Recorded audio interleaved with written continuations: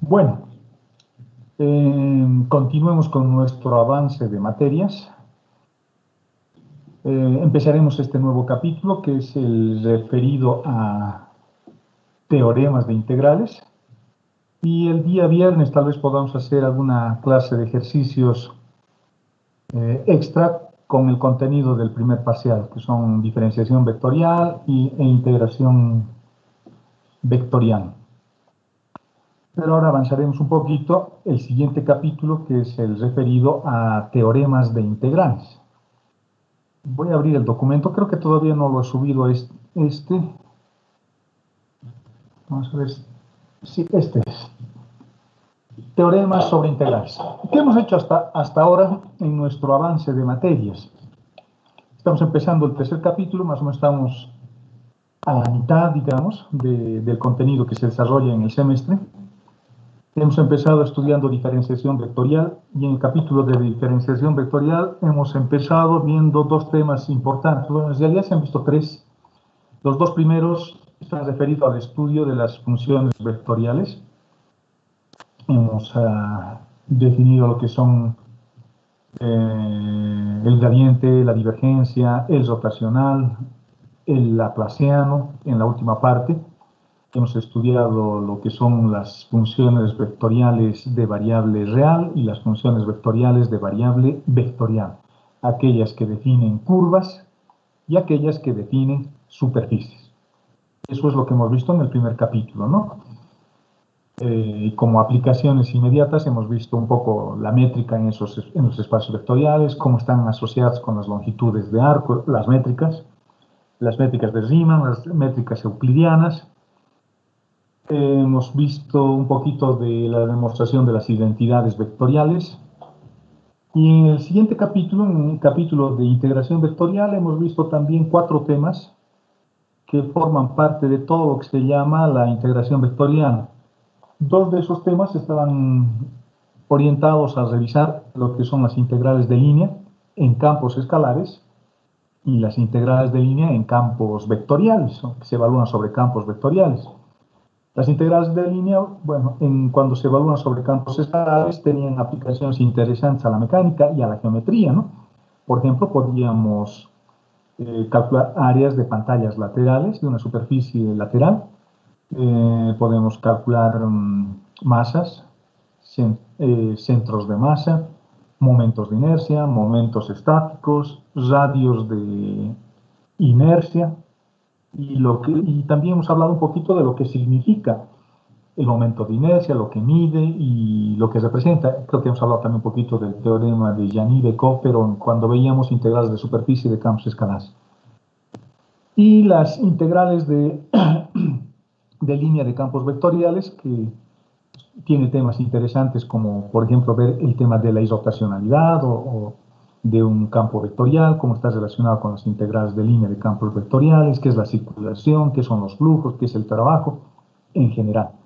Y hemos visto de una manera cortita, interesante y con un ejemplo, creo, la rotacionalidad, o mejor dicho, el flujo que atraviesa una determinada curva, ¿no? O que se mueve alrededor de una determinada curva, que es el teorema de la divergencia, pero en su versión o desde la visión del teorema de Green o de las integrales de línea en general. Luego hemos visto las integrales vectoriales de superficie y hemos visto igual esas dos partes, aquellas que se evalúan sobre formas vectoriales y aquellas que se evalúan sobre funciones escalares. Cuando usamos un campo escalar, bueno, de manera muy similar a las integrales de línea, podíamos encontrar también momentos de inercia, momentos estáticos y masas de superficies planas y curvas en general. Y cuando evaluábamos sobre campos vectoriales, las integrales de superficie tienen un significado interesante porque representan el flujo que atraviesa una determinada superficie y eso es bastante útil cuando queremos determinar, digamos, un campo de velocidad que atraviesa una membrana o algún tipo de campo vectorial como las ondas electromagnéticas que atraviesan el radome de una antena, etcétera, etcétera. Eso es lo que hemos visto hasta ahora. Y de eso es el temario de su primer parcial. El siguiente tema que vamos a avanzar tiene que ver nuevamente con las integrales vectoriales, pero desde la perspectiva de los teoremas. Los teoremas son bien importantes, bien útiles y nos hacen más fácil la vida. En realidad hay 4 teoremas importantes, de los cuales algunos de ellos ya los conocemos. Conocemos el teorema de Green, lo hemos estudiado en cálculo 2. Es un teorema que permite relacionar integrales de línea con integrales de área, pero para curvas planas. Normalmente son curvas que están contenidas en el plano XY. Así que vamos a abordar nuevamente este tema con algunas consideraciones adicionales para que no sea una simple repetición de cálculo 2. Luego hemos visto el teorema de la divergencia 2D, pero eso lo hemos visto cuando veíamos integrales de línea de campos vectoriales y podíamos hallar flujos que atravesaban una determinada región encerrada por una curva, es decir, esas integrales que se evaluaban sobre las componentes normales de los campos vectoriales, ¿no? Ese es el teorema de la divergencia en 2D, en 2 dimensiones.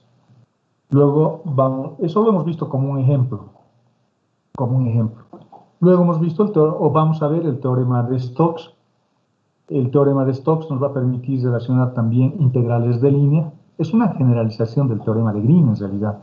El teorema de Green relaciona lo que les dije hace un momento.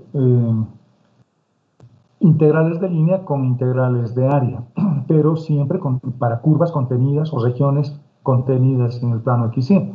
Pero ¿qué pasa si la superficie ya no es plana, sino es curva? Es la parte de una esfera o la parte de un hiperboloide, la parte de un paraboloide, etcétera, etcétera. Y yo quiero saber exclusivamente qué es lo que está pasando con el campo vectorial a través de una curva que está contenida en el espacio.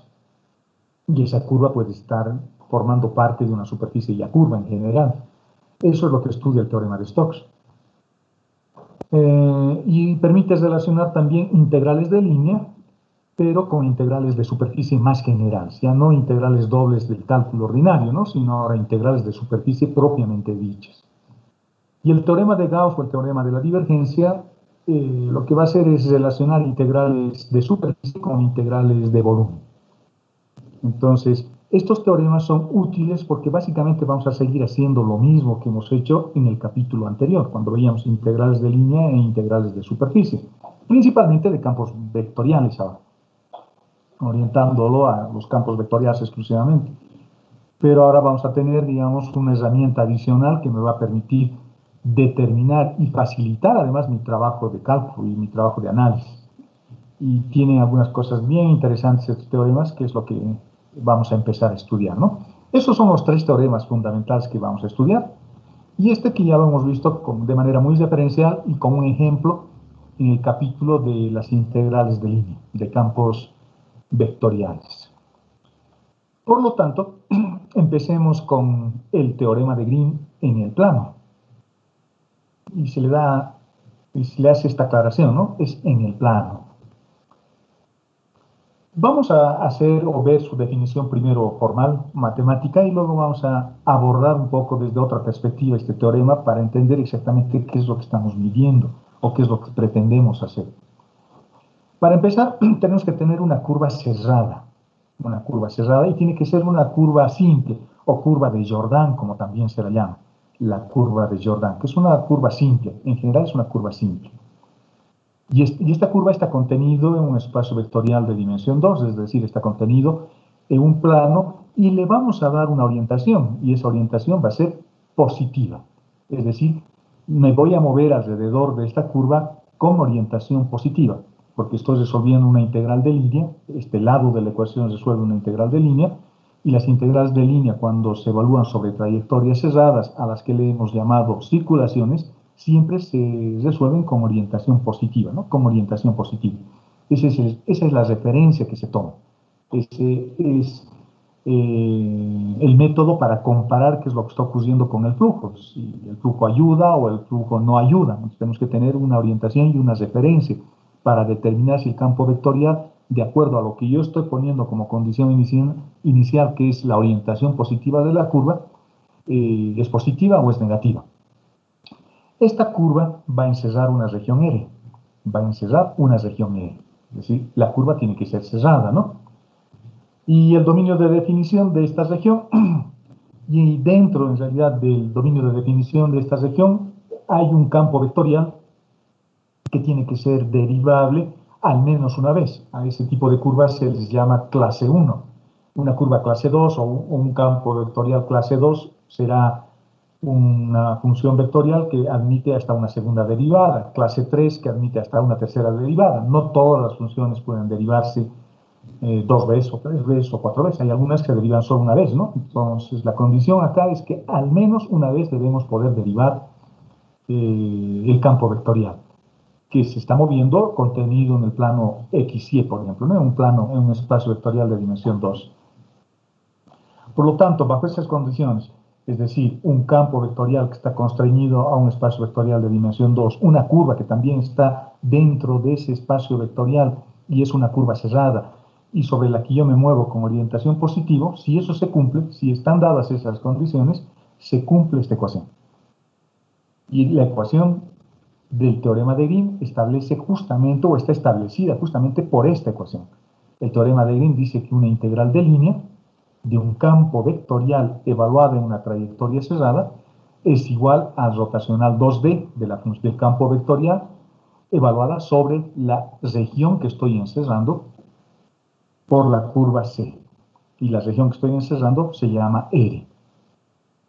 El sentido positivo que le damos, o la orientación positiva que le damos al movimiento alrededor de la curva, el sentido antihorario normalmente, sirve para hacer estas comparaciones que he dibujado acá.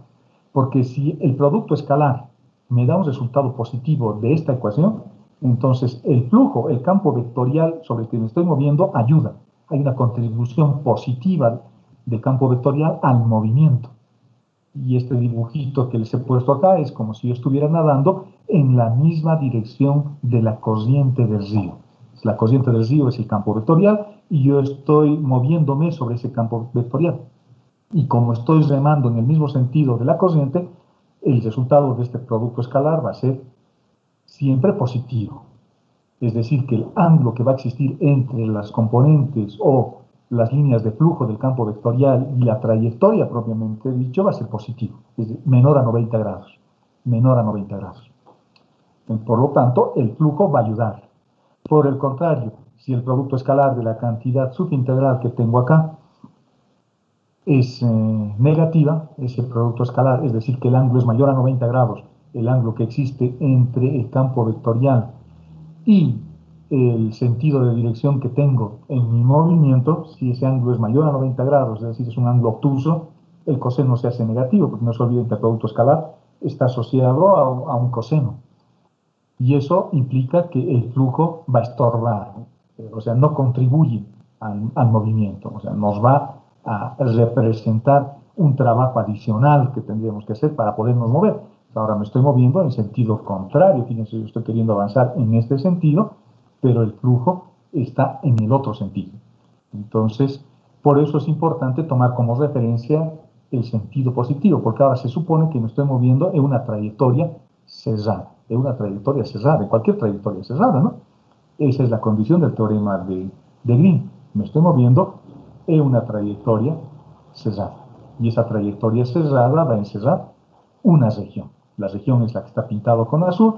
Y la trayectoria, por ejemplo, podría ser esa línea negra que tenemos ahí. La línea negra que está encerrando. Y el sentido antihorario será el sentido que me permita moverme haciendo que mi mano izquierda siempre apunte la región que estoy encerrando. O sea, me tengo que mover de tal forma que mi mano izquierda, imagínense que estamos caminando por el borde de esta trayectoria, imagínense que su mano izquierda tiene que estar apuntando a esta región. Es decir, su mano izquierda tiene que estar dentro de esta región y su mano derecha estará fuera de la región. Ese es el sentido positivo. Y ese sentido positivo es el que me determina si el flujo ayuda o el flujo estorba. ¿De acuerdo? Esta es la forma vectorial del teorema de Green. Son expresiones, formas vectoriales, son campos vectoriales involucrados. Solo que esta expresión, que se llama rotacional 2D del campo vectorial, en muchos casos se lo representa así, que es la versión más común de presentarla en todos los libros, ¿no? Esto es el teorema de Green. Es el teorema que hemos estudiado todos en una asignatura anterior, en cálculo 2. Tengo una integral de línea que se está evaluando en una región. La integral de línea tiene sus componentes, P y Q, y esta integral de línea se está evaluando dentro de un campo vectorial que está referido a la base canónica. P y Q son las componentes de ese vector, ¿no? Del vector F que le he llamado acá mayúscula con verde, o este F que está acá con su flechita para denotar su naturaleza vectorial. ¿De acuerdo? A ver, espérenme un segundito, jóvenes, por favor.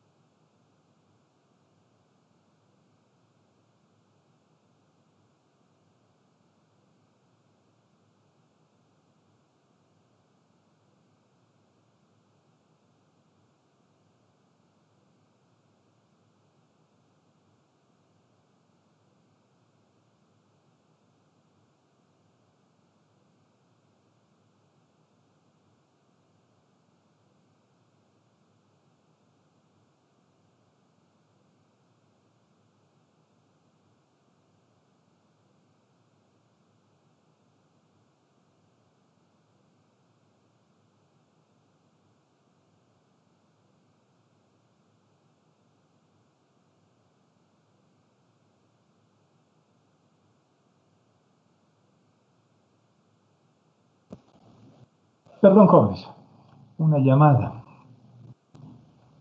Bueno, les decía que esta es la forma del teorema de Green, pero esta expresión que dice el rotacional 2D de la función es más usual representarlo de esta forma, ¿no? Que no es más que el rotacional del campo vectorial tomando la tercera componente del campo vectorial como cero, porque no se olviden que el producto vectorial siempre me va a dar vectores que son perpendiculares a los vectores que estoy multiplicando.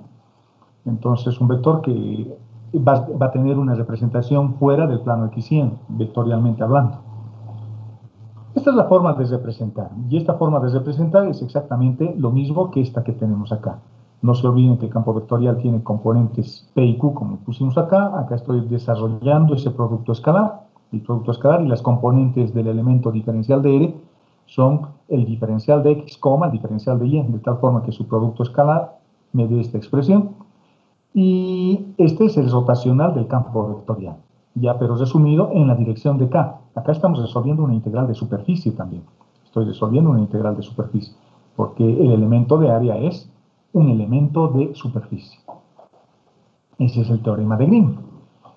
Gráficamente lo que tenemos es una cosa como esta, ¿no? Tengo un campo vectorial F que se está desplazando, se está moviendo, representa algún tipo de flujo, o un campo de velocidades de un fluido, por ejemplo, en el plano, en un plano XY, y hay una curva, hay una trayectoria, hay una región R que está encerrada por esta curva C, sobre la que nos estamos moviendo. Nos estamos moviendo. Puede ser, no sé, el flujo de la marea del mar, puede ser un campo vectorial que puede tener cualquier tipo de aplicación, algún tipo de gas, digamos, que está representado vectorialmente, y dentro de ese campo vectorial, como una especie de burbuja, tenemos esta región, tenemos una región, es una especie de burbuja, plana, pero en este caso, que está limitada por la curva suave C. Esta es una curva de Jordan, una curva simple, la curva de Jordan. Y nos estamos moviendo en el sentido antihorario, como se muestra en este dibujo, ¿no? Fíjense, el sentido de las flechitas es el sentido antihorario.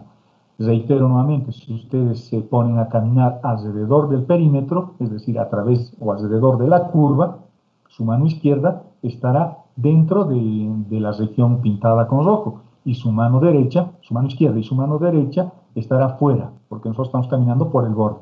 Ese es el sentido positivo. Esas son las condiciones donde se aplica el teorema de Green. No se aplica siempre.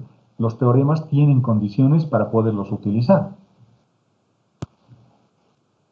Una forma, una visión diferente de entender el teorema de Green es lo que puse a continuación en este párrafo, que es bien interesante. Imagínense que hay un flujo o hay una rotación de un fluido alrededor de esta curva. O sea, hay un campo vectorial aquí atrás, fuera de la región pintada con rojo, y ese flujo se está moviendo. La medida o de la rotación de ese fluido alrededor de la frontera, de la frontera que encierra la región R, en sentido positivo, es equivalente a las pequeñas rotaciones que existen en cada una de estas regiones dentro de la curva. Eso es lo que representa el teorema de Green, eso es lo que estamos midiendo. Y eso, visto desde el punto de vista físico, desde el punto de vista de la mecánica, es hermoso, porque lo que yo estoy haciendo es igualar la rotación del fluido a través de esta frontera que tengo con la curva C, y dice que eso es equivalente al fluido que tengo dentro a estas pequeñas rotaciones, porque esta región lo he dividido en n regiones pequeñitas, y en cada una de ellas estoy determinando cuál es su rotacional. ¿Cuál es su rotación? Y estoy sumando para cada uno de ellos. Eso es lo que establece el teorema de Green. Qué interesante, ¿no? Si yo estoy hallando el rotacional en cada uno de estos puntitos, en cada uno de estos cuadraditos. Por eso hablamos del rotacional de la función, pero en este caso de un rotacional 2D. Son como pequeños remolinos que existen en cada uno de estos cuadraditos. Esta región lo he dividido en n partes. Hemos hecho un proceso de particionamiento. Y en ese proceso de particionamiento, en cada uno de esos puntos, de esos cuadraditos, estudio su rotacional.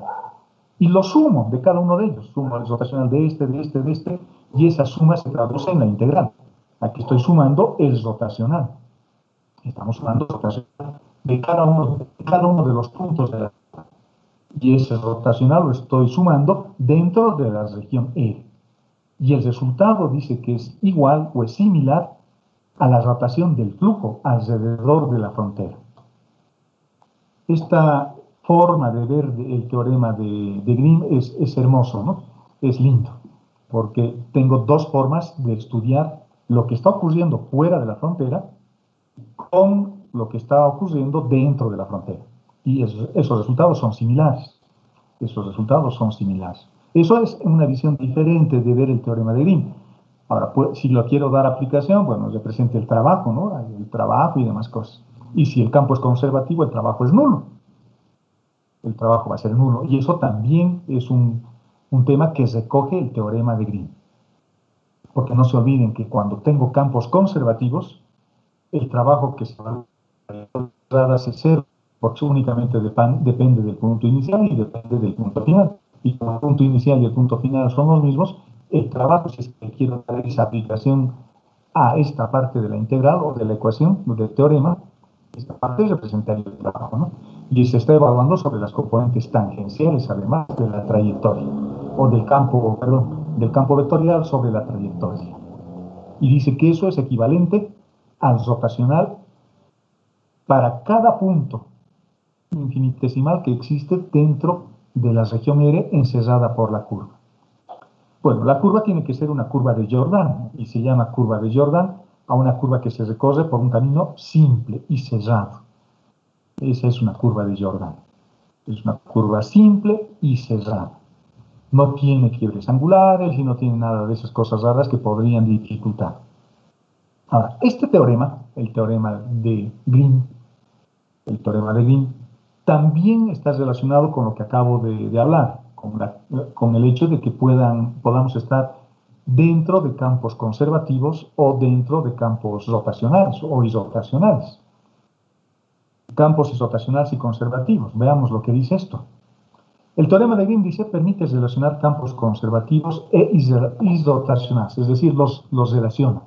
Y la relación ya existe desde el primer capítulo que hemos estudiado, porque hemos visto que los campos conservativos siempre son irrotacionales. Y en el teorema de Green, vemos acá un campo vectorial, mejor acá, un campo vectorial que puede ser conservativo, y si este campo vectorial es conservativo, su rotacional debería ser el vector nulo.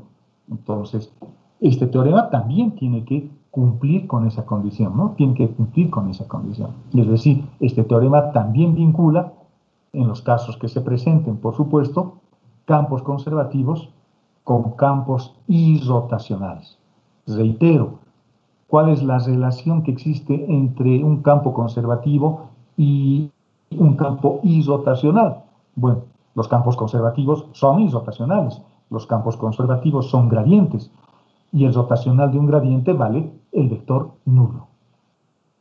Eso es lo que dice este siguiente párrafo. El teorema de Green permite relacionar campos conservativos e irrotacionales. Si el campo es irrotacional, la integral doble se va a anular, porque voy a tener en cada uno de estos cuadraditos un rotacional igual a 0. Y por lo tanto, como estoy integrando en toda esta región, en otras palabras, estoy sumando cada uno de estos procesos de rotacionalidad que ahora están asociados a 0, o que valen 0, entonces este lado de la ecuación se va a anular, ¿no? Va a valer 0. Y eso ocurre lo mismo cuando el campo es conservativo y lo evalúo ya no en una integral de superficie, sino en una integral de línea que sea cerrada. Eso es lo que dice esto, ¿no? El teorema de Green permite relacionar campos conservativos e irrotacionales. Si el campo es irrotacional, la integral doble se anula, lo que acabo de explicar. Luego también se tiene que anular la integral de línea, porque estaría evaluando sobre un campo conservativo y sobre una trayectoria cerrada. Y esto nos permite sospechar que el campo vectorial es conservativo. Y acá lo que estamos haciendo es utilizar nuevamente esa propiedad que hemos visto en el capítulo 1. Los campos conservativos son irrotacionales. En otras palabras, el rotacional del gradiente es 0. Y eso es sorprendente, ¿no? Eso es sorprendente porque este teorema involucra todo eso.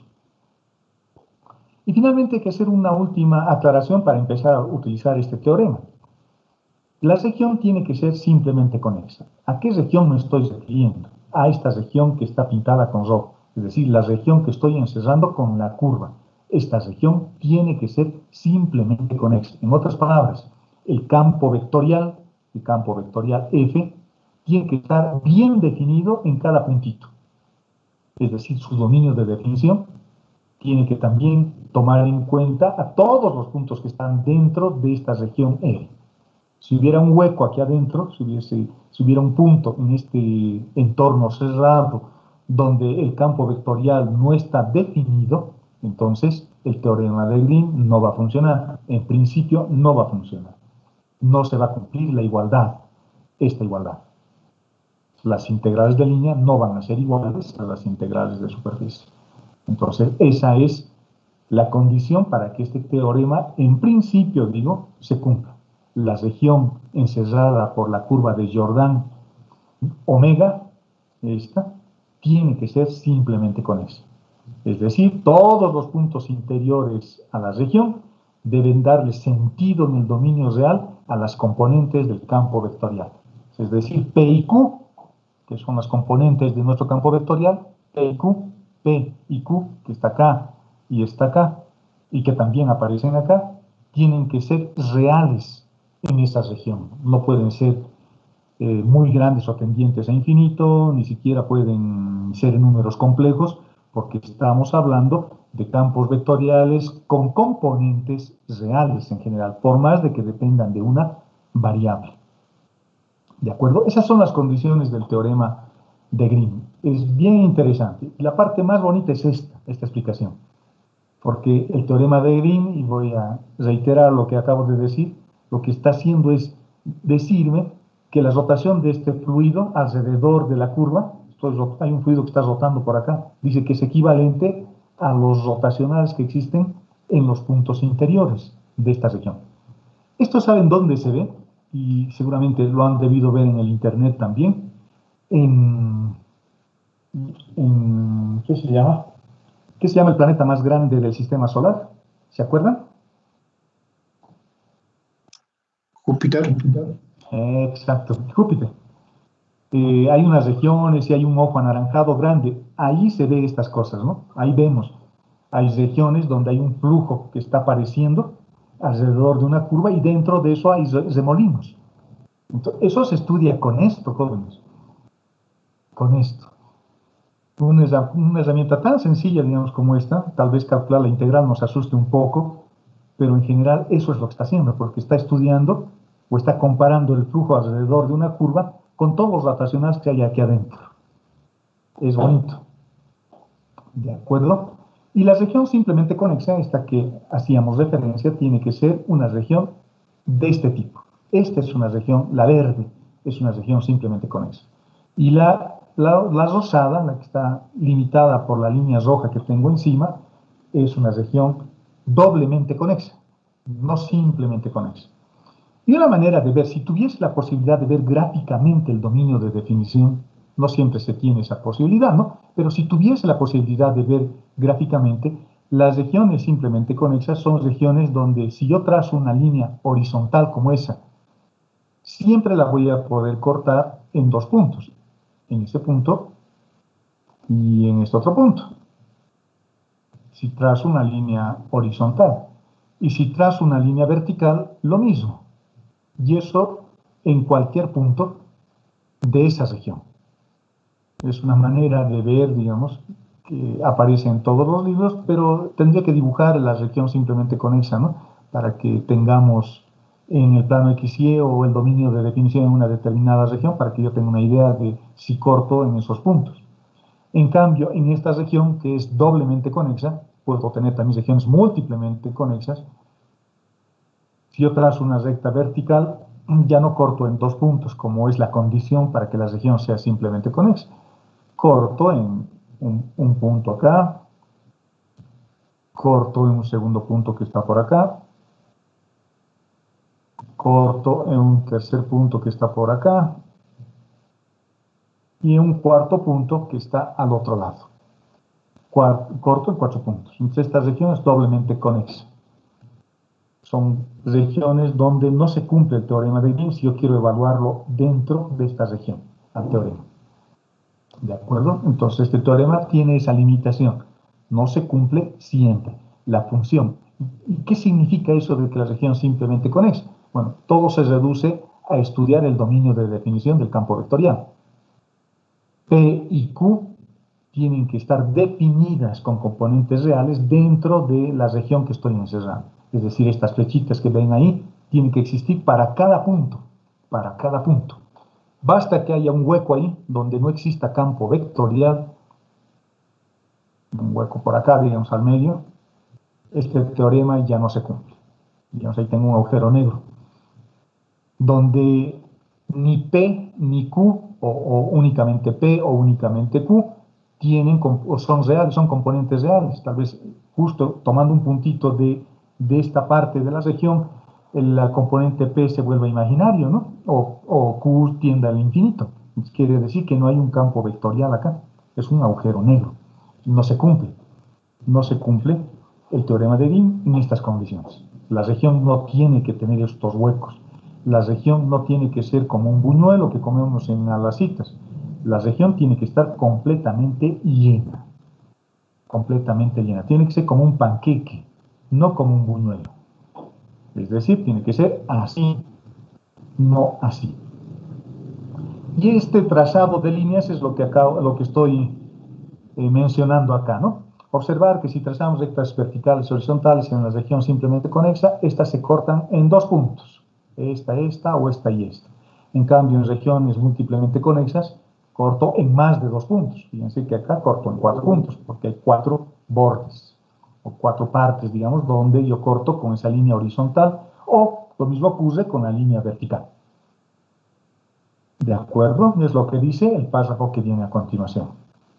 Esta forma gráfica y útil en algunos casos sirve para determinar si la región es simplemente conexa o no, pero en realidad no nos van a dar en general, me van a dar a mí el campo vectorial y no me van a dar su dominio de definición en la región, ¿no? Entonces tendré que analizar de otra forma esto y deberé analizar si el teorema se va a cumplir o no, viendo el dominio de definición de sus componentes, de P y de Q, y ver si en la región que estoy encerrando existe huecos o no. Y eso va en concordancia con esto que también les he explicado. Porque si aquí adentro hay un hueco, fíjense, esto es bonito de ver así. Si acá adentro tengo un hueco y por lo tanto esa región es doblemente conexa, porque si trazo rectas verticales y horizontales tengo un hueco ahí, el flujo o la rotación del flujo que tengo alrededor de la frontera ya no se va a igualar con la suma de todos los rotacionales que tengo aquí adentro. Ya no se va a igualar. Y este teorema también establece eso. Fíjense, es bien interesante. Por eso este teorema me pone esa limitación. Me dice, todos los puntos de acá tienen que servir, porque en cada punto yo tengo que encontrar un rotacional para calcular esta parte de la integral. Porque eso se tiene que igualar con esto. Porque afuera yo tengo un flujo que se está moviendo alrededor de la curva. Y ese flujo tiene que ser igual al rotacional de cada punto, en cada punto de la región encerrada. Si aquí tengo puntos que no estoy tomando en cuenta, no se van a igualar las dos partes de la ecuación, ¿no? La parte de la integral de línea con la parte de la integral de superficie. Bonito. De eso se trata este teorema. Lo estamos viendo desde otra óptica, ¿no? No estoy resolviendo solo ejercicios. Estamos tratando de entender qué es la región simplemente conexa, por qué se tiene que considerar siempre una región simplemente conexa, etcétera, etcétera. Pero vamos a hacer algo más. ¿Qué pasa si tengo un hueco ahí? ¿Habrá alguna manera de que el teorema de Green siga sirviendo? Veamos. Y hay una manera, y esa manera es bien bonita. Y a eso se le llama la generalización del teorema de Green.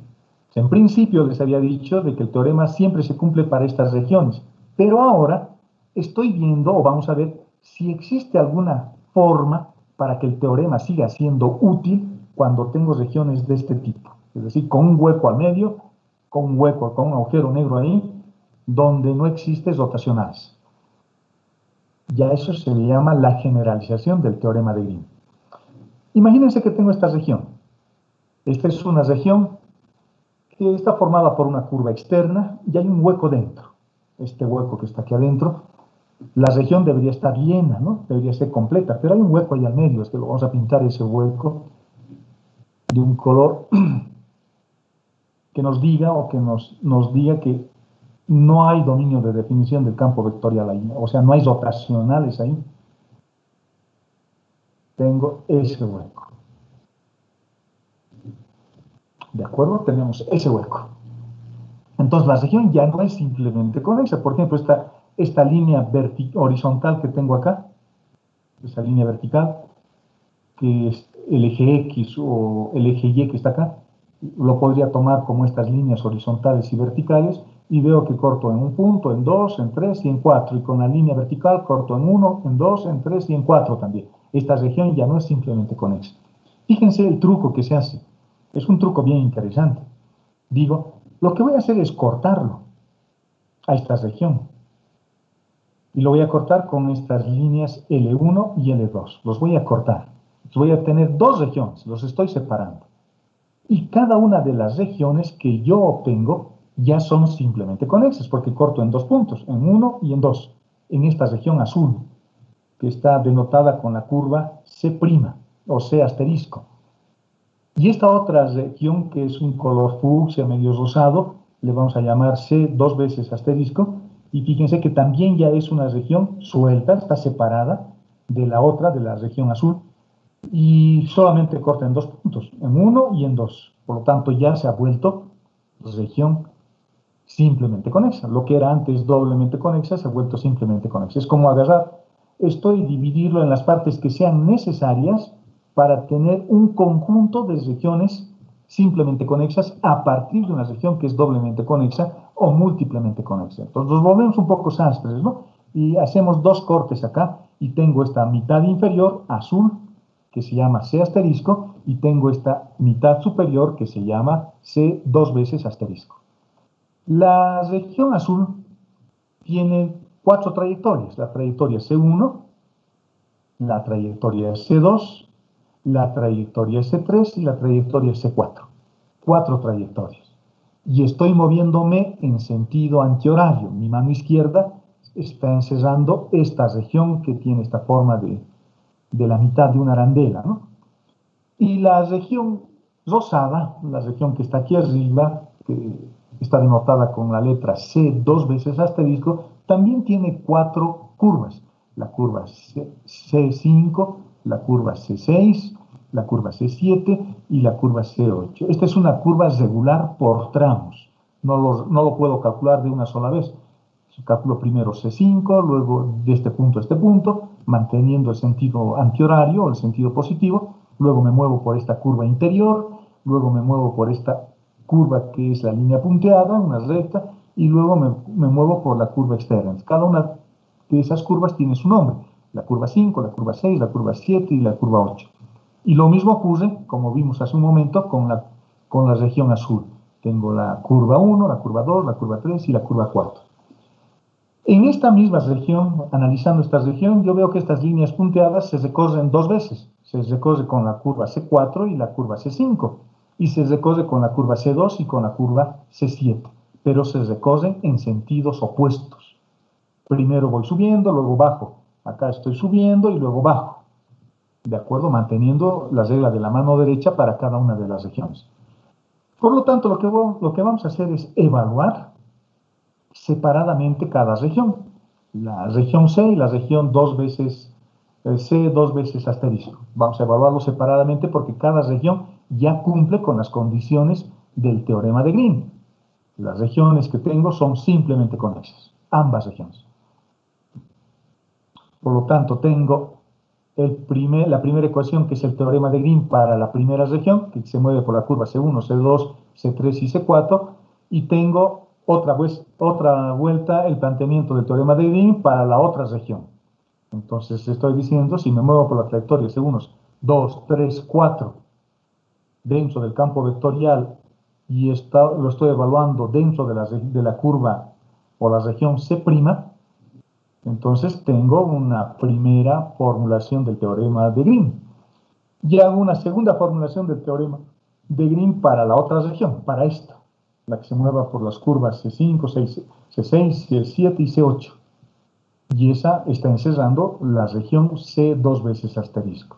Dos veces estoy resolviendo el teorema de Green, una vez para cada una de las regiones. Los vamos a resolver separadamente y luego los vamos a sumar y vamos a ver qué pasa. Fíjense que estoy sumando esta parte de la ecuación más esta parte de la ecuación. Los estoy sumando. Entonces, eso implica que tengo que resolver ¿cuántas integrales de línea? 1, 2, 3, 4 para la región azul y 4 para la región rosada. Tengo 8 integrales que tengo que resolver, de 1 a 8. Estoy calculando mi integral de línea para la curva C1, para la curva C2, para la curva C3. C1 será todo esto, C2 será esta parte, C3 será esta parte, C4 será esta otra. Ya tengo barrido toda la región azul y hago lo mismo para la región rosada. Y tengo 8 integrales de línea. Pero ocurre algo interesante, que la curva C2 y la curva C7 son la misma curva. La curva C2 y la curva C7 son la misma. Y la curva C4 y la curva C5 también es la misma curva, es la misma recta punteada que he puesto ahí en el dibujo. Y se recorren en sentidos contrarios. Por lo tanto, es el mismo resultado, pero con signo contrario. Porque no se olviden que estamos evaluando sobre trayectorias cesadas, sobre campos vectoriales. Y los campos vectoriales, quiero decir, tienen sentido positivo o sentido negativo. En este caso, fíjense, el sentido de este vector azul es contrario al sentido de este vector rosado o fucsia. Por lo tanto, el resultado va a ser el mismo, pero con signo cambiado. El siguiente paso, pues estas dos integrales son iguales, pero de sentido contrario. Y estas dos también son iguales, pero de sentido contrario. Creo que es la 2 y la 7 y la 4 y la 5, ¿no? La 4 y la 5 y la 2 y la 7, correcto. Por lo tanto, se van a cancelar en este resultado, en este desarrollo que teníamos acá. Por lo tanto, en el lado derecho se mantienen las integrales de línea que estoy resolviendo, pero cuando ya lo hacemos uno a uno, fíjense que C2 se va a ir, y C7 se va a ir, y C4 se va a ir, y C5 se va a ir. Tenemos este resultado que nos queda. Y este resultado no deja de sorprendernos, porque resulta que es la integral de línea externa menos el resultado de la integral de línea interna. Es decir, fíjense, tengo que resolver en sentido antihorario. Entonces, la curva externa es esta. Y estoy resolviendo en este sentido. Y el resultado que acabamos de obtener me dice que el resultado de todo eso, de haber sumado, es esto, menos esto, porque fíjense el sentido de las flechitas que tengo acá, en la curva interior, es sentido horario, y afuera tengo sentido antihorario. Entonces, ¿qué me está diciendo eso? Me está diciendo que estoy integrando primero para toda la región, interna a la curva externa, y luego le estoy restando los puntos donde no hay dominio de definición del campo vectorial. Y eso tiene mucho sentido, ¿no? Es decir, es como calcular un área. Si yo quiero hallar el área de esta dona que tengo aquí, ¿no? Es hueco aquí adentro, entonces si yo quiero hallar el área de eso, es el área total de la circunferencia o externa, si fuese una circunferencia, y le resto el área interna. Eso es exactamente lo que me está diciendo esta generalización. Y lo que dice es exactamente eso, el párrafo que tenemos ahí, ¿no? El resultado no deja de sorprendernos, dice, y corresponde al resultado de la integral de línea externa menos el resultado de la integral de línea interna. Estoy restando. O sea, en la gráfica el sentido de integración de la integral interior tiene el sentido horario, los cortes auxiliares se cancelan. Y esto es exactamente lo que estamos haciendo, pero ya como un resumen de lo que acabamos de explicar. Si yo quiero calcular la integral de línea de la curva 1, 2, 3, 4 y le sumo la integral de línea de la curva 5, 6, 7, 8, el resultado es la integral de línea de la frontera exterior menos la integral de línea de la frontera interior. Y eso no es más que las integrales de línea de cada una de esas regiones. De esta región, perdón, las integrales dobles solo de esta región más esta otra. Por lo tanto, ese flujo que habíamos hablado hace un momento se vuelve a verificar, porque ahora el flujo o la rotación del fluido que tenemos aquí de fuera externamente se va a seguir compensando o se va a seguir igualando con lo que tengo aquí adentro, solo que ahora no estoy evaluando sobre este punto porque lo estoy restando y ese comportamiento también se refleja en el flujo exterior. Y esa es la generalización del teorema de Green. O sea, a partir de ahora el teorema de Green lo puedo aplicar incluso en regiones doblemente conexas o simplemente conexas. Bueno, el caso más simple será este, ¿no? Pero el caso más completo será este. Entonces, si yo quiero saber calcular la integral de línea en esta región que no cumple con las condiciones iniciales, lo que tengo que hacer es calcular la integral de línea para esta curva externa, calcular la integral de línea para esta curva interna y restarlos.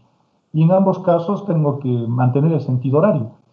Sentido antihorario y para este también sentido antihorario. Y a mi resultado le tengo que cambiar el signo para cambiarle el signo al resultado final, para que se resten, ¿no? Finalmente, para que se resten. ¿De acuerdo? Esas son las condiciones de este teorema, ¿no? No es formular el teorema y empezar a resolver ejercicios. Hay que entender lo que estamos haciendo. Una aplicación inmediata del teorema de Green es el cálculo de áreas planas. Y las áreas planas se pueden calcular utilizando integrales de línea. Y esa va a ser una forma alternativa de calcular el área encerrada por una circunferencia, el área encerrada por una elipse o el área encerrada de una región un poco más general. Las áreas se pueden calcular, nos vamos a acordar un poco de cálculo 2. ¿Cómo se calcula un área? Un área se calcula con una integral doble, pero haciendo que la cantidad subintegral, esa cantidad, por ejemplo, valga 1, ¿no? Eso es un área. Eso es un área. Eso es un área. La integral doble por el diferencial de x por el diferencial de y, porque esto vale 1. Porque eso vale 1. Eso es un área. Ahora, ¿cómo lo puedo hacer con integrales de línea? Y esto es bastante sencillo. Tengo que inventarme, escuchen bien lo que estoy diciendo, parece una aberración. Me tengo que inventar componentes P y Q de tal forma que al derivarlas y restarlas, es decir, hallar su rotacional, el resultado me dé 1. Me dé 1. Este es el rotacional 2D. Fíjense que no es un rotacional común y corriente, ¿no? Es un rotacional 2D y sale de las integrales de superficie. el resultado de ser un rotacional es un vector, pero ese vector lo tengo que multiplicar escalarmente con el vector diferencial de área, que tiene que ser un vector, y ese vector, si lo proyecto en el plano X y Y, es el diferencial de X por el diferencial de Y por el vector perpendicular a ese plano, que es K, y las componentes del rotacional va a ser 0, 0 y esto, multiplicado por K me da esto. Es el teorema de Stokes en el plano. Esta expresión ha salido de haber hecho o de haber calculado una integral de superficie. Y de maneras resumidas sale esto. Espero que se estén dando cuenta de lo que estoy explicando. Sigamos. Ese invento, en el buen sentido de la palabra, ese invento tiene que asegurarme de dar un resultado igual a 1 acá. Por ejemplo, se me ocurre inventarme estas dos. Que P valga menos 1/2 de Y y que Q valga 1/2 de X. Se me ha ocurrido. Puedo inventarme otras. Por ejemplo, podría otra ser que P valga 0 y que Q valga X. Esto que sea 0 y esto que sea X. Otra posibilidad es de que esta primera componente valga 0 y que esto valga simplemente X. De tal forma que la derivada de Q, que es esto, la segunda componente respecto de X me dé 1, y la derivada de P respecto de Y me dé 0. Esa es otra posibilidad. Acá me podría inventar también otra, que esto también sea X, un vector X, X, digamos. De tal forma que P respecto de Y valga 0 porque solo depende de X y esto sigue valiendo 1. La otra que me ocurre es, por ejemplo, colocando sus resultados anteriores. Perdón. ¿Dónde está nuestro teorema? La otra posibilidad es, por ejemplo, que Q respecto de X valga 0. Por lo tanto, que esto valga, no sé, 0. Por ejemplo, que valga 0, esa es otra posibilidad. Y que esto valga menos Y. De forma que la derivada de Q respecto de X valga 0. Y la derivada de P respecto de Y valga menos 1. Con este menos que tengo acá, vale 1. ¿Se dan cuenta? Me puedo inventar varias posibilidades. Y cada una de esas posibilidades me va a permitir hacer lo que vamos a hacer a continuación.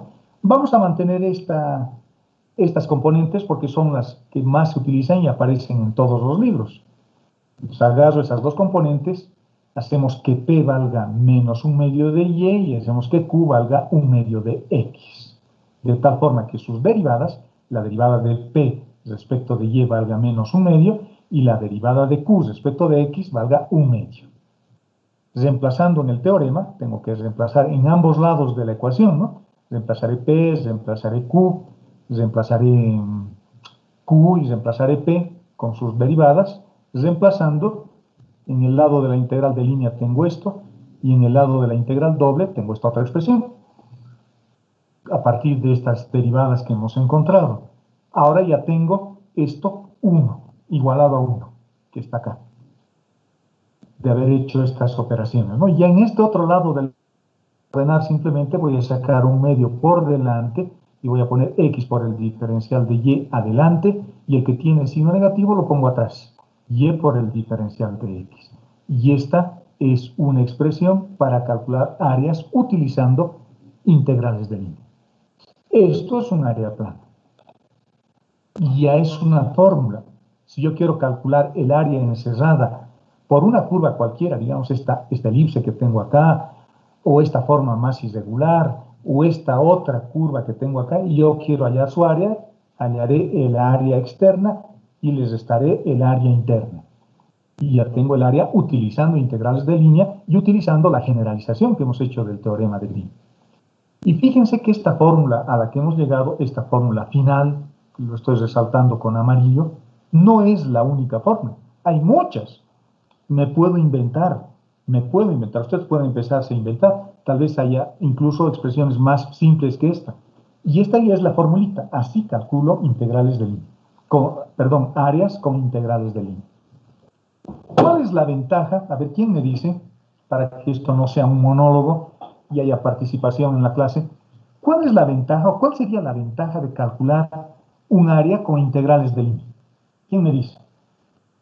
¿Por qué sería mejor calcular un área plana con una integral de línea y olvidarme de mis integrales dobles que hemos aprendido en cálculo 2? Como esto, por ejemplo. Eso es un área. Así calculábamos áreas en cálculo 2, ¿no? Áreas planas. Y ahora tengo una expresión equivalente, pero usando integrales de línea y sin olvidarme este un medio que tengo adelante. A ver, pregunta para la clase. Puede ser, Inge, para, para que no tengamos que ver una región compleja, tal vez, y solo tenemos que concentrarnos en sus bordes. Ya, sí puede ser, digamos, pero más matemática, la explicación que sea más matemática, digamos. Lo que usted dice está bien, usted me está diciendo, así me concentro solo en una línea y ya no en la región. Y eso tiene que ver Cuando con la algo. región es compleja de deducir, ingeniero, podría ser. Puede ser, pero quiero mostrarles algo. Cuando yo evalúo una integral de línea, evalúo sobre una curva, y las curvas son eminentemente espacios vectoriales de dimensión 1. En cambio, cuando yo evalúo una integral sobre una región, las integrales se evalúan sobre espacios vectoriales de dimensión 2. Y cuando tengo espacios vectoriales de dimensión 2, el elemento de área, este elemento de área ya no es tan simple. Ya no es tan simple. Si quiero evaluarlo, por ejemplo, en coordenadas polares, ese elemento de área se transforma de otra forma. Si ustedes se acuerdan, en cálculo 2, ese elemento de área se transformaba en polares introduciendo el jacobiano de transformación y era R, diferencial de R, diferencial de θ. Y dejaba de ser una expresión euclidiana para volverse una expresión riemanniana, una métrica diferente, se mide de otra forma en ese espacio vectorial. En otras palabras, de manera más simple, cuando yo resuelvo integrales de línea, quiero calcular áreas utilizando integrales dobles, necesito en general jacobianos de transformación. En cambio, cuando yo resuelvo una integral de línea, no hablamos de jacobianos de transformación, no hay jacobianos de transformación. Por lo tanto, el trabajo en teoría es menor, porque lo único que tengo que hacer es parametrizar mi curva y resolver la integral, nada más. No se hace una transformación propiamente dicha, solo se hace una parametrización. Y eso es porque estoy trabajando en un espacio inherentemente de dimensión 1. Cualquier curva, por más de que sea curvada y no sea una línea recta, por más de que tengamos una línea curva, ese es un espacio vectorial de dimensión 1. Y los espacios vectoriales de dimensión 1 no requieren de jacobianos de transformación, solo a partir de dimensión 2. Interesante, ¿no? Ustedes cuando resolvían problemas de cálculo, en cálculo 1, cuando querían hallar el área, por ejemplo, utilizando una integral simple, o querían hallar momentos de inercia, normalmente, o volúmenes, normalmente hacían cálculos partiendo de volúmenes de rotación y de cosas como esas, ¿no? Pero en ningún momento se han tropezado con la idea de que tienen que usar integrales con jacobianos de transformación, porque siempre utilizaban integrales de línea. Esa es la principal ventaja. Cuando yo tengo elementos de área o elementos de volumen, necesito utilizar jacobianos de transformación cuando modifico la geometría del problema, cuando la región ya no es un paralelepípedo o un rectángulo, sino que la región puede ser, no sé, una esfera, una región volumétrica, una esfera, un hiperboloide, un paraboloide, regiones un poco más complicadas. Y cuando yo cambio a ese tipo de geometrías, necesito un jacobiano de transformación. En cambio, las integrales de línea, no se necesitan jacobianos de transformación, solo hay que parametrizar la curva, nada más. Y el último párrafo les estoy diciendo que esta bella expresión que hemos encontrado, porque me permite ahora encontrar áreas utilizando integrales de línea, es lo que estoy aprendiendo. Es una forma vectorial, pero no es la única. Es la más conocida. Todo el mundo usa, los ayudantes, en los libros, en todo lado aparece esta expresión. pero no es la única. Puedo calcular áreas inventándome otro campo vectorial. Podemos hacer un pequeño ejercicio, tal podemos inventarnos algo ahora, ¿no? Podemos inventarnos algo ahora, digamos acá. Va a ser mi función, esto es lo que tengo que transformar. Y nos ponemos acá. Y nos inventaremos un campo vectorial. A ver, mi campo vectorial que sea P respecto de Y que se anule. Por lo tanto, esto que valga 0. Lo más fácil. La primera componente que valga 0. 0. Y esta otra que valga X. De tal forma que las derivadas que necesito, estas dos derivadas que necesito, las podemos construir. La derivada de P respecto de Y vale 0. Vale 0. Y la derivada de Q respecto de X ahora vale 1. Vale 1. Entonces, ¿cómo se va a transformar mi teorema de Green? Veamos cómo se va a transformar. P valía 0, ¿no? P valía 0, por lo tanto esta parte no va a haber. P vale 0. Y X vale, y Q vale X.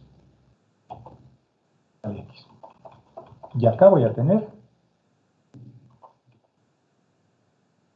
1. Por lo tanto, era diferencial de X, diferencial de Y. Ese 0 lo vamos a sacar, eso ha sido un error de dedo y esto lo sacamos. Ya está, tengo un área también. Fíjense, esta expresión es mucho más simple que esta otra, ¿no? Y no tiene un medio. Y esto es un área también. Por lo tanto, si yo quiero resolver el área, no sé, encerrada por una circunferencia, puedo resolver esta, o puedo resolver esta. En todos los casos, el resultado va a ser el mismo. Eso es lo bonito, eso es lo lindo de esto, que puedo inventarme. La única condición es que las funciones sean continuas y derivables. Al menos una vez. Habría que ver cuánto vale la derivada de esto. ¿Estoy derivando una vez? Sí, lo estoy derivando una vez. Vale 0. Incluso le podría poner, no sé, 1 para que se pueda derivar. Entonces, acá ya tendríamos 1 por el diferencial de x. Pero sigue siendo un área. Lo podemos dejar como 0. El 0 también lo puedo derivar, ¿no? Y su derivada vale 0. Y fíjense, tengo una expresión que si yo fuese ustedes, por ejemplo, haría la prueba para calcular áreas usando esta expresión y ver si sale o no, si funciona o no. Y estamos utilizando el teorema de Green para encontrar una formulita. La más conocida es esta. Y eso aparece en todos los libros, pero no es la única. Pueden inventarse las que ustedes quieran. Pueden poner también X acá, de tal forma que esa derivada valga 0 respecto de Y. Entonces esto será X por el diferencial de X más X por el diferencial de Y. Y ya está, tendríamos otra expresión para encontrar áreas. Veamos algunos ejemplos. Vamos a suponer que tenemos dos curvas, la curva C1 y la curva C2. La curva C1 está descrita por estas dos ecuaciones paramétricas.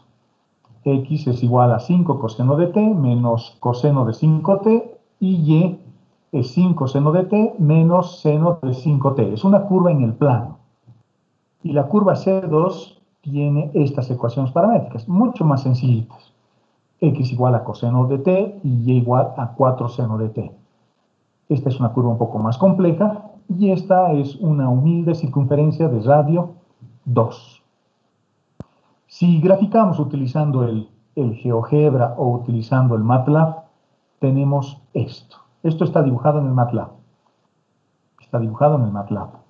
La curva azul es la curva C1. Estas son sus formas paramétricas. Y esta es su representación gráfica. Fíjense, son como unas medias lunas, ¿no?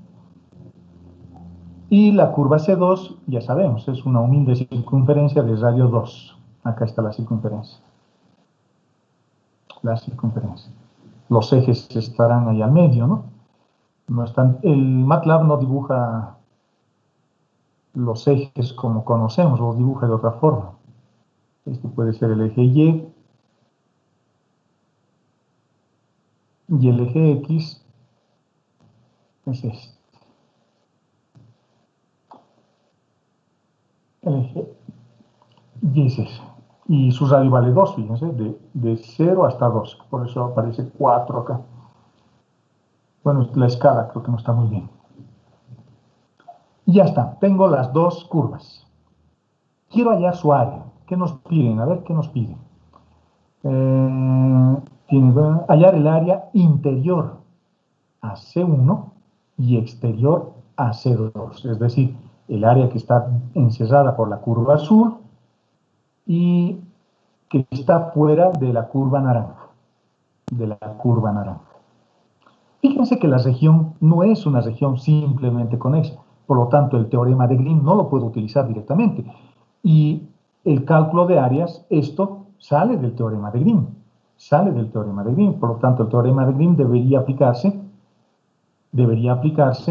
según lo que establece el propio teorema o generalizando el teorema. Si yo trazo una línea horizontal o una línea vertical, porque ahora tengo posibilidad de hacerlo, fíjense. La línea horizontal corta en un punto, en 2, en 3 y en 4. La línea horizontal. Y la línea vertical corta en 1, en 2, en 3 y en 4. Esta región interior es hueca. Toda esta región que tengo dentro es hueca. Por las condiciones del problema, ¿no? Porque es un área lo que quiero hallar y el área tiene que ser interna a esa rosa con 4 pétalos y externa a la circunferencia. Por lo tanto, para mí esto es hueco. El teorema de Green en teoría no lo podría aplicar. Pero a partir de lo que hemos definido, podría hallar la integral de línea. Puedo calcular esta integral de línea, porque quiero calcular áreas, esa integral de línea para la curva externa. Y luego calculo la integral de línea para la curva interna y los resto. Eso es lo que hemos dicho cuando hemos generalizado el teorema. La frontera exterior menos la frontera interior. Estoy usando esa misma condición para calcular un área. El área va a ser una cosa como esta. La curva externa se llama epicicloide, esta que tiene estas 4 semilunas, y la otra es una circunferencia. Bueno, ahora solo se trata de calcular una integral de línea. La integral de línea requiere de que yo parametrice esta expresión porque tengo dos variables para integrar, tengo x y tengo y para integrar. Tengo que colocar todo en términos de una única variable y para eso son buenas las formas paramétricas de las curvas. Entonces, lo voy a parametrizar en términos de t y lo que tengo que hacer es derivar esta función respecto de t, ¿no? Por el diferencial de t y luego la derivada de esto respecto de y por el diferencial de t. Entonces, haciendo ese desarrollo, tenemos que encontrar esas formas diferenciales que las he puesto ahí. Esas son las formas diferenciales que me van a permitir reemplazar esto y esto. Bueno, y x ya sabemos cuánto vale, x sigue siendo esto mismo, y y sigue siendo esto mismo. Eso es lo que estamos haciendo al construir esta integral. En lugar de x voy a colocar la ecuación paramétrica en x, que es esto, y lo tengo que multiplicar por el diferencial de y, o sea, lo tengo que multiplicar por eso, que viene a continuación, y luego dice menos, porque eso dice la formulita, menos y, que ya sabemos que es todo esto, hasta acá, por el diferencial de x, que vale esto, que está acá. Bueno, hay que simplificar. Bueno, aquí viene ya el trabajo aburrido, ya no es tan interesante esto, ¿no? Aquí viene el trabajo aburrido, hay que multiplicar y tratar de simplificar. Eso ya lo hice internamente, ustedes lo pueden comprobar. Llegamos a una expresión como esta. Fíjense que aquí tengo algunas cosas que me pueden servir. Coseno de t, coseno de 5t, seno de t, seno de 5t. Puedo utilizar este desarrollo del ángulo doble del coseno, el coseno del primero por el coseno del segundo, menos, etcétera, etcétera. Y al final llegamos a esta expresión resumida. Por lo tanto, el área externa es el área encerrada por el epicicloide, ¿no? Todo el área externa es la integral de esta expresión. Y eso sale 30pi, la integral de esta expresión. 30pi. Luego tengo que calcular el área interna de la circunferencia. Pero no necesito realmente calcular una integral de línea, porque yo sé que el área de una circunferencia está dada por esta expresión, pi por el radio al cuadrado. Y eso vale 16pi. Su radio valía 2 elevado al cuadrado. Bueno, creo que me he equivocado. Ahora veamos. Ah, no, el radio está bien. El radio vale 4, no vale 2. Yo estoy mal. El radio vale 4. 4 elevado al cuadrado vale 16. Por lo tanto, fíjense, esta es la generalización del teorema de Grimm, ¿no? El área interna menos el área externa. Estoy volviendo a utilizar. Y eso es lo que hacíamos en cálculo 2. Y eso hacíamos también en el prefacultativo, cuando hacíamos cálculo de áreas, pero por otros procedimientos, con una matemática euclidiana totalmente. Fíjense lo que estoy haciendo. El área de la frontera exterior, que ahora es un área, la integral de líneas representa un área, menos el área de la frontera interior, que también es un área. También lo podíamos haber hecho con integrales dobles, el área grande menos el área pequeña. Pero en integrales dobles yo creo que se complicaba porque no tengo la forma escalar del problema. ¿Dónde está mi problema? Fíjense, no tengo, tendría que tratar de eliminar el parámetro t para extraer su forma escalar de punto, pero se complica mucho, no tiene sentido. Es mejor resolver con un poco lo que ustedes ya me dijeron hace rato. A veces es más fácil resolver con integrales de línea porque es más fácil, ¿no? En general, porque solo se parametriza y no necesita jacobianos de transformación. Por lo tanto, fíjense que para el área interna ni siquiera hemos resuelto ni siquiera integral doble, ni siquiera integral de línea. He colocado lo que me han enseñado en el colegio, pi por el radio al cuadrado. Por lo tanto, área interna menos área externa me da el resultado final, que es 14pi. Ese es el área encerrada y lo estamos resolviendo con integrales de línea. Lo que podríamos hacer en este ejercicio en su casa es inventarme otra formulita para calcular el área y volver a resolver el ejercicio y ver si sale lo mismo. Pero en principio esa es el área que vamos a usar, la que estamos definiendo de manera formal, digamos, pero no es la única, reitero. Ejemplo 2, que está por acá. ¿Dónde está mi ejemplo 2? Ejemplo 2. Verificar el teorema de Grimm, dice, si el campo vectorial está dado por esto y la curva es una circunferencia unitaria. Cuando me dicen verificar, cuando nos piden verificar, esta palabrita se utiliza y a algunos docentes les gusta hacer esto porque en realidad hay que calcular, y es buena práctica, digamos, porque ahora hay que calcular la integral doble y tengo que calcular la integral de línea y tengo que asegurarme de que el resultado sea igual. Y el resultado va a ser igual si la región que estoy usando es simplemente conexa. Si no, el resultado no va a ser el mismo. No va a ser el mismo. Veamos. Lo primero que tengo que ver es si el dominio de definición del campo vectorial para cada una de sus componentes están definidas dentro de la circunferencia unitaria. Esta es una circunferencia unitaria. Digamos una cosa como esta. Una circunferencia unitaria, así. Y todos los puntos que están dentro de esta circunferencia, en la región celeste que tengo acá, no tengo problemas, ¿no? X puede ser 0, pero eso es un resultado válido en el origen de coordenadas. Y Y también puede ser 0 y es válido. O sea, el vector nulo es un vector válido. Esto nunca se hace imaginario ni se vuelve infinito dentro de esta circunferencia unitaria.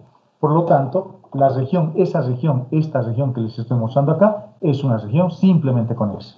Por lo tanto, el teorema se va a cumplir.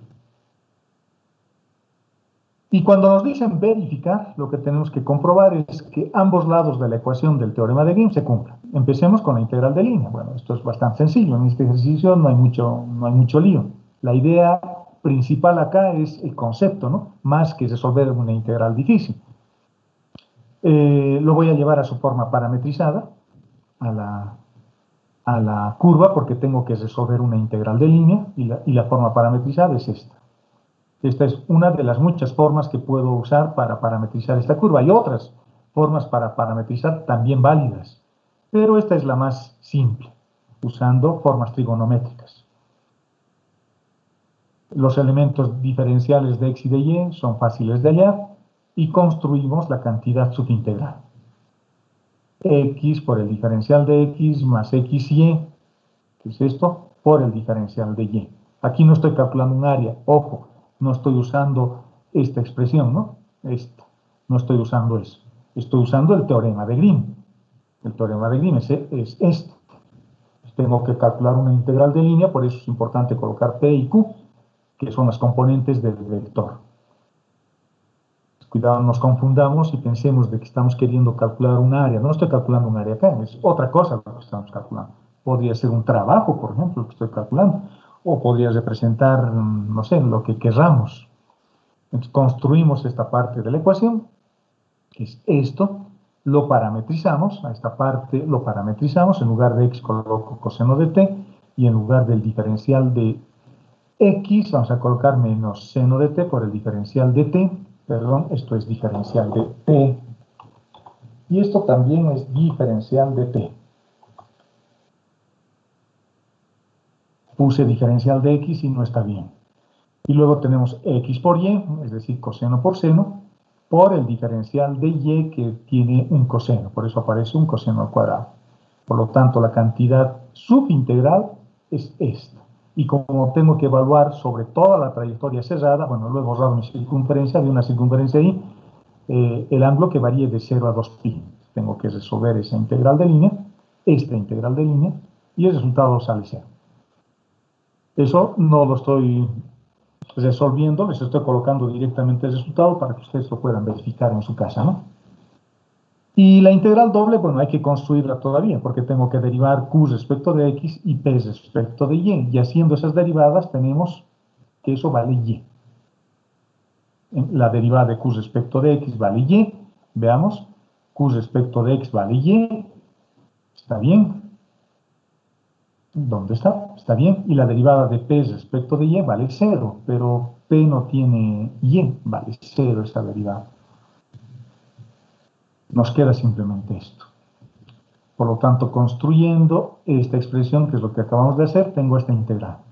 Y esa integral lo tengo que resolver en integrales dobles, porque tengo una región, y además en polares, porque la región es circular.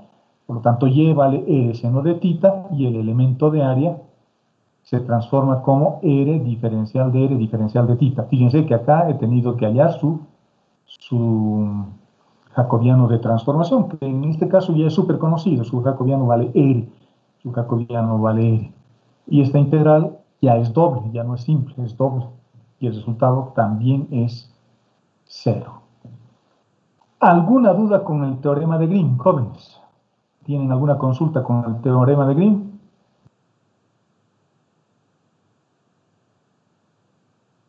¿Ninguna? Bueno, esto es un repaso simplemente con algunas puntualizaciones adicionales que hemos hecho a lo que se aprende en cálculo 2, ¿no? Y tratar además de entender un poquito mejor por qué la región simple es simplemente conexa y qué es lo que representa el teorema de Grimm. Representa un flujo que se evalúa de un rotacional externo con los rotacionales, o el rotacional de un flujo externo, mejor, con el rotacional de cada uno de los puntos dentro de la curva. Eso es lo que establece el teorema de Grimm. Bueno, si no hay consultas, bueno, por lo menos formulemos el teorema de Stokes para dar por terminada nuestra clase. El teorema de Stokes, jóvenes, es el otro teorema importante. Este es un teorema que generaliza el teorema de Grimm. A ver, vayamos a ver el teorema de Grimm. Vayamos a ver el teorema de Grimm. Nuevamente. Eso es Este es el teorema de Grimm. Este teorema evalúa una integral de línea sobre la curva cerrada C, y esta curva cerrada C está encerrando una región R. Eso es lo fundamental. Hay una curva que encierra una región R. Y esta curva, con el teorema de Green, siempre está contenida en el plano. Su plano osculador es el plano XY. Y la región encerrada por la curva también está dentro del plano XY, contenida, constreñida en el plano XY. Pero no siempre sucede así, ¿no? No siempre sucede así. Imagínense, por ejemplo, imagínense que tengo una esfera. Acá lo voy a dibujar. Vamos a imaginarnos que eso es una esfera. Y esta esfera lo corto en la parte inferior, con un hueco. Y eso ya es hueco, un huequito que tenemos ahí. Es como de los globos aerostáticos. Está hueco en la parte inferior. Eso lo vamos a pintar de otro color, digamos, plomo. Con eso estoy queriendo decir que tengo aquí una esfera, pero esta esfera no está llena, no está completa, sino que le hemos hecho un corte y hemos generado esta curva. Esta curva. He generado esa curva. Por lo tanto, ahora tengo una superficie, que es la esfera, ya no está contenida en un plano, y tengo una curva.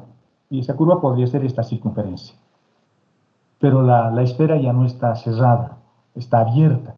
Esta superficie tiene límite. Ese límite es la curva que hemos obtenido cuando le hemos cortado un pedazo a nuestra esfera. Es como tener una naranja y cortarle un pedacito en la parte inferior. Ya no tengo la esfera completa. Y ahora la esfera ha quedado hueca y además con un borde. El borde es este. Entonces esta superficie ya no es una superficie plana, es una superficie curva, y la curva es esta. Y la curva puede estar en cualquier lado, puede estar incluso acá, digamos, acá. Arriba tengo una parte de la superficie y la curva está acá. Entonces, es muy parecido a lo que establece el teorema de Green, pero ahora para una superficie que ya no es plana y para una curva que no necesariamente va a ser plana o contenida en el plano XY. Entonces, partiendo de esa idea, el teorema de Stokes dice lo siguiente. Teorema de Stokes. Bueno, un poquito de historia. Este teorema no ha sido desarrollado por primera vez por George Gabriel Stokes, sino por otro caballero, por otro matemático inglés que se llamaba William Thomson. Este señor William Thomson seguramente se ha debido enojar, ¿no? Porque este teorema no se conoce como el teorema de Thomson, se conoce con el nombre del teorema de Stokes. Entonces, este señor se ha debido enojar, me imagino. Pero el que le ha dado fama y el que lo ha formulado en su forma final ha sido Stokes. Pero la primera formulación lo ha hecho este caballero. ¿Qué dice este teorema? Este teorema dice su definición formal, Dada una superficie bilateral de dos caras, pero ya no necesariamente es una superficie plana, continua en casi todos sus puntos y que consta de porciones de superficie que pueden ser definidas en una forma vectorial. Ahora estoy usando dos parámetros para representar la superficie. Ya no estoy hablando de una curva, estoy hablando de una superficie que lo puedo representar vectorialmente. Y puedo calcular sus vectores normales haciendo esto. Y este vector normal debería existir en cada punto de la superficie. Si eso se cumple, y además suponemos que las derivadas cruzadas son iguales, y que su frontera es recorrida por una persona manteniendo su mano izquierda apuntando a la región, eso es lo que dice, igual que en el teorema de Stokes. El teorema de Green, el teorema de Stokes es el propio teorema de Green. La diferencia es que ahora ya no es un rotacional 2D. Ahora es un rotacional de un campo vectorial que se está desarrollando en el espacio en general. Y la curva C no necesariamente es una curva en el plano XY. Está contenida en cualquier plano o incluso puede ser una curva que no es plana, una curva que tenga la forma de la intersección, por ejemplo, de un paraboloide con un cilindro, o una curva que no necesariamente va a ser plana, que tenga torsión, en otras palabras. La curva puede tener torsión ahora. Y el campo vectorial ya no es un campo vectorial constreñido en el plano, sino ahora es un campo vectorial que se está desarrollando en el espacio. Pero esta es la parte más linda de este teorema. Esta es la parte más linda de este teorema. Porque este teorema dice es que no interesa la superficie, lo que importa es su frontera. ¿Qué quiere decir eso? Voy a hacer un dibujo y con eso creo que vamos a poder terminar nuestra clase. Voy a suponer que tengo una circunferencia. Esa es una circunferencia. Lo vamos a quitar su contorno. Y esta es una curva, es una circunferencia. Y esta circunferencia puede ser la base de un cilindro. La base de un cilindro. Y le vamos a quitar también su relleno. ¿De acuerdo? Ahí tengo mi circunferencia y este es un cilindro. Pero esta circunferencia también podría ser el borde de alguna otra superficie. Por ejemplo, una superficie como esta. Voy a dibujarme un paraboloide. Un paraboloide. Damos la vuelta así. Bueno, mi pulso no es tan bueno, pero me imagino que se entiende lo que quiero hacer. El borde, esta curva que tengo ahí abajo, y que lo podemos, no sé si me permite, si tal vez lo podamos marcar con una cosa más transparente. Esto es hueco, esto que estoy haciendo acá es hueco. Y es la base de este paraboloide o la base de este cilindro. Esta base comparten ambos, pero es hueco. Entonces, yo tengo esta frontera que sirve para el paraboloide y tengo la misma frontera que sirve para el cilindro. Y podría poner cualquier curva acá, cualquier superficie encima. Incluso podría dibujar una esfera, la parte de una esfera. Una esfera que también está hueca en la parte inferior. Vamos a suponer que tengo una superficie, incluso así irregular como puse ahí. Una superficie irregular. Tengo tres superficies y las tres superficies comparten la misma curva. Y es hueca la curva, ¿no? Por acá dentro yo puedo entrar por esta parte inferior, yo puedo entrar dentro de esta forma semiesférica que tengo ahí, o puedo entrar dentro de esta campana, o puedo entrar dentro de este cilindro. Es hueca la parte inferior. Cuando yo evalúo el teorema de Stokes, este párrafo adquiere importancia supina, suprema, porque lo que realmente interesa cuando yo resuelvo la integral es la curva, no la forma de la superficie. Y ahí viene la riqueza de este teorema.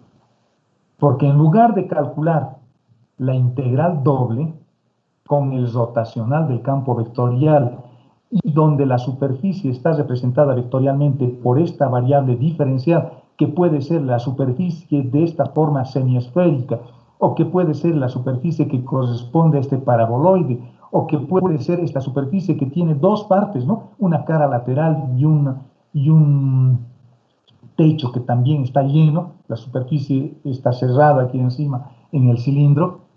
El resultado que yo voy a obtener en los tres casos va a ser el mismo, porque los tres comparten la curva. Por lo tanto, si yo tuviese que calcular un flujo, porque esto representa un flujo, ¿no? Esto es un flujo. Y por acá hay un campo vectorial que está atravesando cada una de estas superficies. La superficie semiesférica que tengo ahí arriba, bueno, o esa cosa que he dibujado ahí arriba, o esta otra superficie que tiene una forma más regular, que es un paraboloide, o esta forma cilíndrica. Si yo quiero calcular el flujo que está atravesando cualquiera de esas superficies, digamos el campo vectorial está viniendo por acá, y tengo un campo vectorial que está entrando por acá. El resultado va a ser el mismo para cualquier superficie, porque lo realmente importante es la puerta que yo tengo, y esa puerta es común para las tres superficies. Eso dice el teorema de Stokes. Y eso es importantísimo porque me ahorra mucho trabajo cuando yo tengo que calcular flujos. Si yo quiero saber, imagínense que tengo una manguera acá y estoy metiendo agua y aquí tengo un filtro. No interesa la forma del filtro. El agua que va a entrar por esta región, sombreada con plomo, va a ser la misma. Y va a ser la misma que va a llenar estos recipientes de forma irregular, o esta otra que tiene una forma más regular, o este cilindro recto que tengo ahí, o un cilindro oblicuo que podría tener. Eso es lo más importante y lo realmente sorprendente de este teorema. Y tiene mucho de sentido común, ¿no? Tiene mucho de sentido común. Es como decir, si yo tengo un globo que tiene la forma de una llamita, o tengo un globo que tiene la forma de una pera, o yo tengo un globo que tiene la forma, no sé, de cualquier cosa, de un pesito, digamos, el volumen del agua va a ser, o del aire que voy a meter va a ser el mismo cuando sople por esta región. Eso me está diciendo. O el flujo de aire que voy a meter, que se va a acumular, digamos, aquí adentro, va a ser el mismo, independientemente de la forma que tenga el recipiente, porque lo único importante es el flujo que me ha permitido meter la boquilla, que sería esto. Ese flujo que meto por acá va a ser el flujo que va a tener acá. Y si esta es una membrana permeable, el flujo que voy a meter por acá va a ser el mismo flujo que va a salir por la cara de esta superficie irregular, de esta campana o del cilindro. Y eso es importante y que a veces uno no toma en cuenta cuando resuelve un problema, que a veces el chabón no me lo dice y otros libros a veces no me lo dicen. Pero eso es fundamental en el teorema de Stokes. ¿De acuerdo? Y con eso podríamos dar por terminada nuestra clase, la clase de hoy.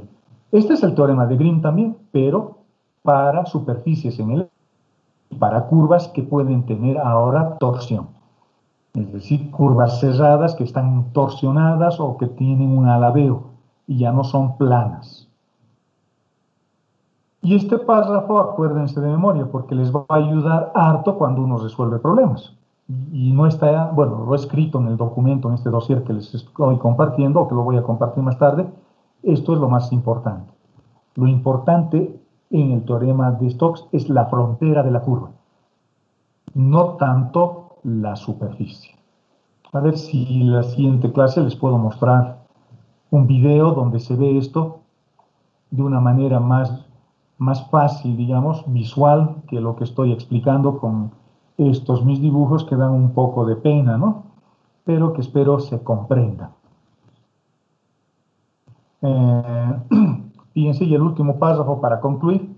Si se tiene una frontera cerrada, una superficie cerrada, es decir, sin frontera, esto implica que la integral de línea sobre la frontera es cero, y el teorema de Stokes se expresa así. Es el teorema de Stokes igualado a cero porque no hay curva, porque la frontera, porque la superficie es cerrada, como la ecuación de una esfera, por ejemplo. Una esfera es una superficie cerrada. Como no hay una curva que encierra la superficie, entonces el teorema de Stokes es igual a cero. ¿De acuerdo, jóvenes? Bueno, ahí quedaremos. La siguiente semana vamos a ver un ejemplo. Y el viernes, que es nuestra última clase, a ver si hacemos unos ejercicios de integrales de superficie, que es la última parte que hemos hecho, aunque creo que hicimos algún ejercicio, pero podemos hacer una clase extra adicional. ¿De acuerdo, jóvenes? ¿Alguna duda sobre estos teoremas? Bueno, el teorema de Grimm ya era conocido, le hemos dado una visión diferente nada más. Y en el teorema de Stokes, que es nuevo, pero les estoy diciendo que es muy parecido, que es similar al teorema de Grimm, solo que ahora mi curva ya no es plana y mi superficie tampoco es plana. La superficie puede tener cualquier forma y la curva también.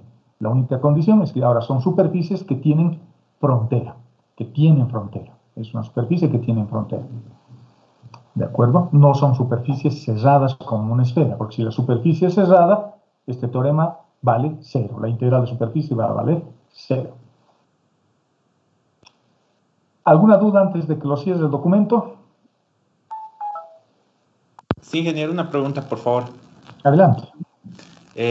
Si bien es cierto que el caudal sería, bueno, el flujo sería el mismo por esta superficie en color plomo que dibujó, ¿es posible calcular el flujo sobre cualquiera de estas superficies, ya sea la irregular, la cilíndrica o el paraboloide, o sea, como decir el flujo de salida, ¿se puede calcular eso también o Sobre no? cualquiera, sobre la que usted escoja. Eso es lo bueno. Fíjense, si yo tuviera que calcular el flujo, digamos acá, yo no calcularía el flujo que está atravesando esta superficie media fea que he dibujado ahí. Tampoco calcularía el flujo que está atravesando esta forma de campana, ni siquiera el cilindro, porque en el cilindro tengo dos superficies. Tengo la superficie lateral, que tengo que evaluar su flujo, y sobre la tapa superior, que también tendría que calcular su flujo para saber el flujo total que atraviesa esta superficie. ¿Saben qué superficie yo usaría? Utilizaría la superficie plomo, que es una circunferencia, mucho más fácil. Es más, resolvería la integral doble posiblemente, pero sobre esta superficie. Y si alguien quiere resolver la integral de línea, bueno, la integral de línea habrá que resolver sobre esta curva, ¿no? Sobre esta curva, que posiblemente sea una circunferencia o una elipse. Pero si quisiese calcular una integral de superficie, porque eso es lo que yo quiero hacer, digamos, no escojo ninguna de estas superficies que se están desarrollando en la tercera dimensión. Usaría esta superficie ploma, porque el flujo que estoy metiendo por esta, o que está atravesando esta superficie ploma, va a ser la misma que va a atravesar esta superficie externa o cualquiera de las otras dos. Eso es lo bonito de este teorema. Pero fíjense, el flujo que yo voy, si yo quiero calcular, por ejemplo, esta integral de línea, el flujo no es el flujo de eje, es el rotacional del flujo de eje. Es decir, el rotacional de eje, ese es el flujo. Eso tengo que tener cuidado. Por ejemplo, me podrían decir, quiero calcular el flujo que atraviesa este cilindro,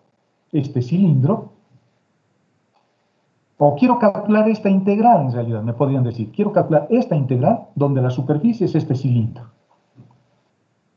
Entonces digo, no, en vez de hacer eso, según este teorema, lo importante es la curva. Es lo que dice este párrafo que está resaltado con negrillas.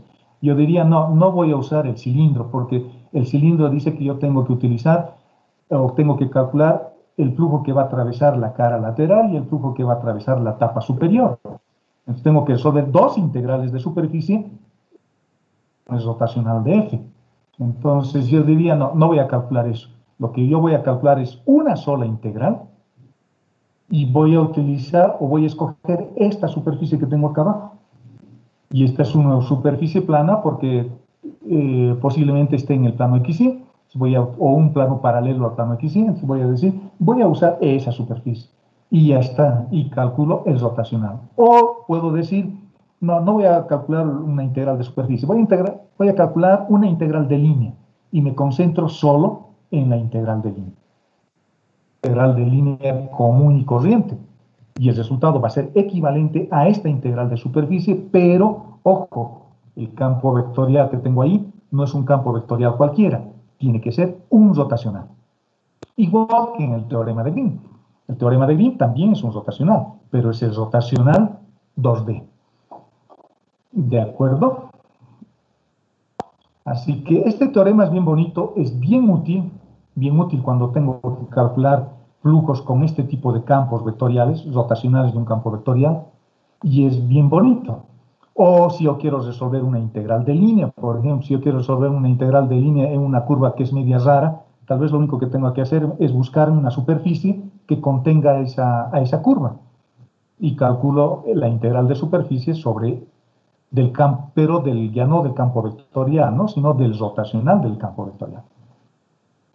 Eso es bonito, y eso es bonito en este teorema. ¿Alguna otra duda, jóvenes?